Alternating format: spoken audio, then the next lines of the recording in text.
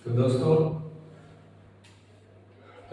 आपके लिए दो क्वेश्चन बन चुके हैं, जिसमें से पहला क्वेश्चन है कि अर्थव्यवस्था यानी कि आर्थिक विकास क्या है।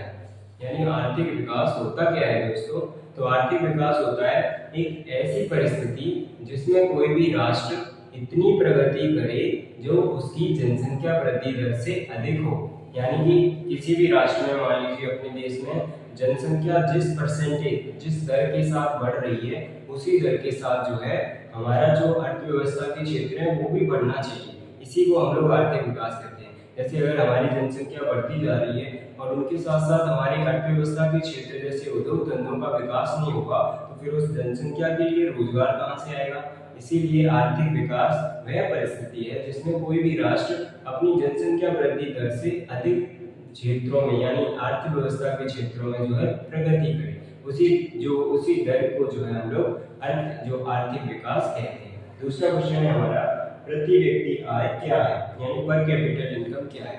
तो प्रति व्यक्ति आय किसी भी राष्ट्र में उस राष्ट्र के जो है प्रति व्यक्ति आय एक ऐसी राशि है जो उस राष्ट्र में रहने वाले नागरिकों यानी उस राष्ट्र की जनसंख्या और उस राष्ट्र की कुल राष्ट्रीय आय में जब हम प्रति व्यक्ति आय का भाग दे देंगे तो उससे जो हमें राशि प्राप्त होगी वो होगा हमारा पर कैपिटल इनकम यानी प्रति व्यक्ति आय। जैसे कि किसी भी देश की कुल जनसंख्या राष्ट्रीय आय को उस देश की कुल जनसंख्या से भाग देने पर जो राशि प्राप्त होती है हम लोगों को, वो होती है प्रति व्यक्ति आय। समय हमारा प्रति व्यक्ति आय क्या है। तो किसी भी राष्ट्र की कुल राष्ट्रीय आय को जब हम उस राष्ट्र की कुल जनसंख्या से भाग देते हैं तो हमें जो प्राप्त राशि होती है वो राशि हमारी प्रति व्यक्ति आय कहलाती है। जैसे मान लीजिए किसी भी राष्ट्र में जो उस राष्ट्र की कितनी राष्ट्रीय आय है, उसमें यदि हम उस राष्ट्र की जनसंख्या का भाग दे देते हैं तो उसके बाद जो हमें राशि प्राप्त होगी वो होगी हमारी प्रति व्यक्ति आय। यानी उस राष्ट्र में हर व्यक्ति की कितनी आमदनी होती है उसे हम प्रति व्यक्ति आय कहते हैं। अब मान लीजिए कोई एक छोटा सा क्षेत्र ले लीजिए। अब कोई एक छोटा सा क्षेत्र है जिसमें जो है लोगों की संख्या जो है, मान लीजिए जनसंख्या उस राष्ट्र की मान लीजिए 50,000, ठीक है, 50,000 लोग उस देश में रहते हैं। एक छोटा सा देश मान लीजिए, उस देश में 50,000 लोग रहते हैं और उसकी जो राष्ट्रीय आय है वो है आपकी 50 लाख रुपए। यानी 50,000 लोग वहाँ पे रहते हैं और उस राष्ट्र की जो राष्ट्रीय आय है वो है 50 लाख रुपए। तो अगर हम उसे काटेंगे, अगर उसका भाग दे देंगे हम लोग, तो जो है यहाँ पे जो है काट के जो है हमारा रुपए निकल आएगा 500 रुपए। तो जो 500 रुपए है यही आपकी पर कैपिटल इनकम, इसी को कहते हैं प्रति व्यक्ति आय। उम्मीद है आपको समझ में आया होगा। अब दोस्तों अगला हम तीसरे क्वेश्चन की बात करते हैं, साक्षरता दर से आप क्या समझते हो। तो सबसे पहले हमें ये समझना होगा कि साक्षर क्या होता है। तो साक्षर वो व्यक्ति होता है भारत में ऐसा व्यक्ति जो कि 7 वर्ष या उससे अधिक उम्र का है और थोड़ा बहुत पढ़ना लिखना जानता है, सामान्य अंकगणित यानी जोड़ घटाना जानता है अगर वो, और पढ़ लिख लेता है थोड़ा बहुत, तो उसे हम लोग साक्षर कहते हैं। और हमारी कुल जनसंख्या में ऐसे पढ़े लिखे लोगों की जो दर है, जो परसेंटेज है, उसी को हम साक्षरता दर कहते हैं। तो देखो क्या लिखा है। तो दोस्तों तीसरा क्वेश्चन है हमारा, साक्षरता दर क्या है। तो भारत में 7 वर्ष या उससे अधिक आयु के वे सभी व्यक्ति जो लिखना और पढ़ना जानते हैं, यानी वो नॉर्मल सामान्य घटाना और जोड़ भाग जानते हैं, तो उन्हें जो है साक्षर कहा जाता है। और जनसंख्या में ऐसे लोगों की जो परसेंटेज है, जनसंख्या में जो ऐसे लोगों का दर है यानी परसेंटेज है, वही कहलाता है साक्षरता दर। यानी कि हमारी टोटल पॉपुलेशन देश की जो है उसमें जो पढ़े लिखे लोगों का जो अनुपात है वही साक्षरता दर कहलाता है। तो ये उम्मीद है आपको समझ में आया होगा। तो दोस्तों अपना जो है चौथा क्वेश्चन है कि शिशु मृत्यु दर क्या होती है।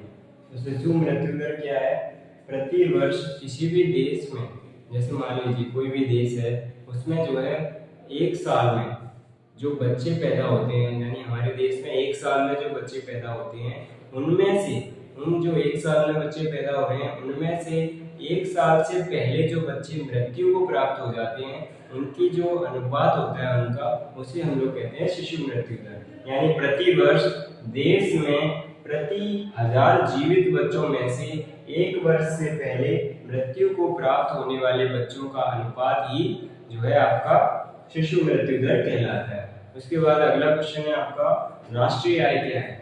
तो हमने जो है प्रति व्यक्ति आय में पढ़ा कि प्रति व्यक्ति आय कैसे निकालते हैं, कि हम लोग राष्ट्रीय आय में जो है कुल जनसंख्या का भाग दे देते हैं तो उससे हमें प्रति व्यक्ति आय प्राप्त हो जाती है। तो जो है राष्ट्रीय आय आखिर होती क्या है ये भी जानना जरूरी है, इसलिए हम लोग जानेंगे कि देखिए एक वर्ष में मान लीजिए किसी भी देश में एक वर्ष में जो उस देश की सभी आर्थिक क्रियाएं हैं उनसे प्राप्त जो आय है, एक वर्ष में किसी भी राष्ट्र में जो आर्थिक क्रियाएं हैं उनसे प्राप्त आय को जब हम लोग उस देश को जो विदेशी आय प्राप्त हुई है, यानी हमारे देश को कुछ विदेशी वस्तुएं जो हम विदेशों को एक्सपोर्ट करते हैं उनको बेचते हैं, उनको जो है यानी कोई वस्तु जो है उनको उन विदेशों में जब बेचते हैं उनसे जो हमें आय प्राप्त होता है तो वो विदेशी आय कहलाता है। तो जो विदेशी आय है उसमें जो है हम लोग एक वर्ष में हमारे राष्ट्र में जो हमारे राष्ट्र में आर्थिक क्रियाकलाप से जो आय प्राप्त हुई है उसमें अगर विदेशी आय को जोड़ देंगे तो हमें हमारी राष्ट्रीय आय प्राप्त हो जाएगी। ये हो गया आपका अगला क्वेश्चन।